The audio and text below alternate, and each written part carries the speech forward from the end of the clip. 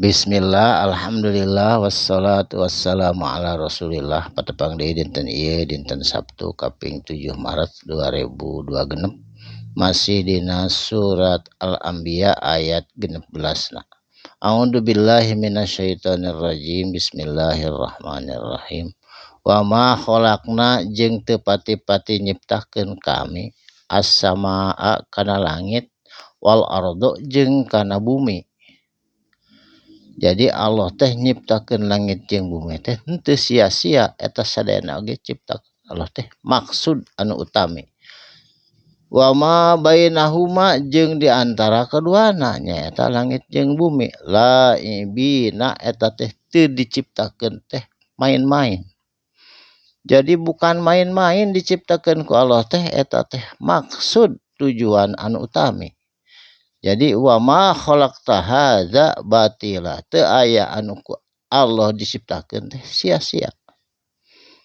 Lamun aradna ngamaksud kami saur Allah annat takhida kana yen nyanak atawa ngajadikeun eta bumi jeung langit jeung sadayana lahwan kana ulin-ulinan la takhadnahu tang tuna bakanya nakhu kana itu ciptaan Allah milladunna ti sisi kami ingkuna lamun bukti fa'ilina nu nyiptakeun nu medamalna Allah. Jadi Allah teh ngadamal bumi langit jeung sadayana makhluk nu aya di angkasa ieu eta teh sadayana oge teu aya nu batil. Fa'ilina diciptakeun dipidamel ku Allah sadayana oge. Saterasna bal naqdifu jeung ngasongkeun saha Gusti Allah bil haqi kana kebenaran alal batili tina kabatilan. Jadi ditebihkeun tina kabatilan Allah teu aya sadayana ge ciptaan Allah mah bil haq teu aya nu batil saalit ogenan.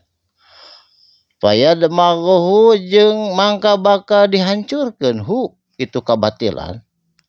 Faiza mangka di mana-mana huwa itu kabatilan huwa teh jahikon bakal lenyap. Jadi kebatilan mah bakal lenyap, bakal teu aya.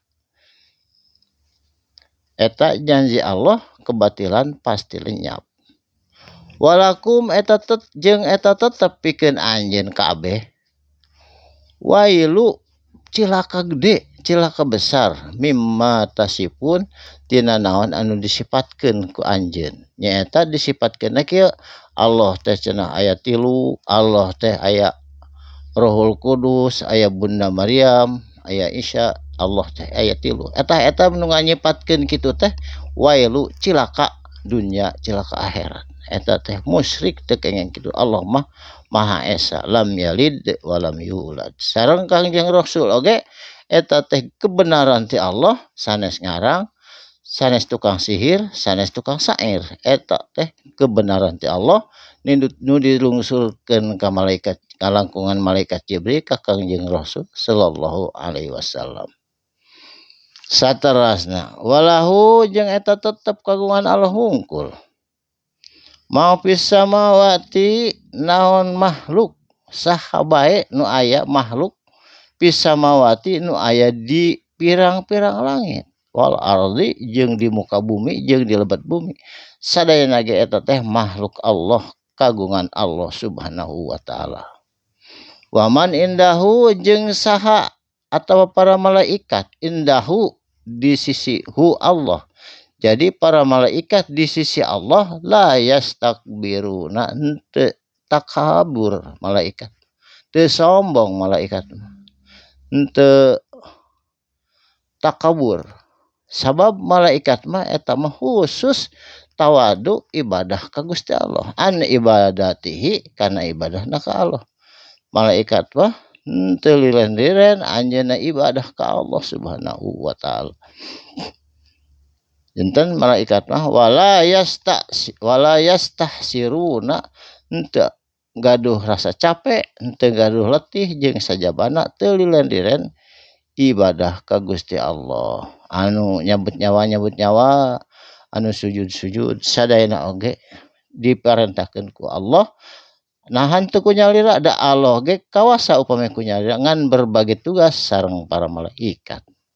Saterasna yusabbihuna jeung tasbih teu liren-liren saha para malaikat. Alaila dina waktu peuting wan naharo jeung dina waktu beurang.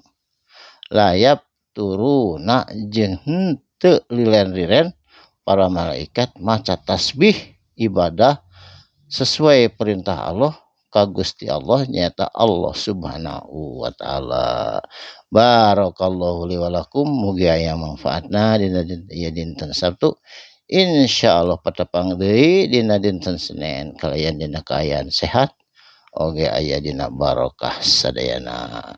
Usikum wa nafsi bitaqwallah. Sadaqallahul azim. Wassalamualaikum warahmatullahi wabarakatuh.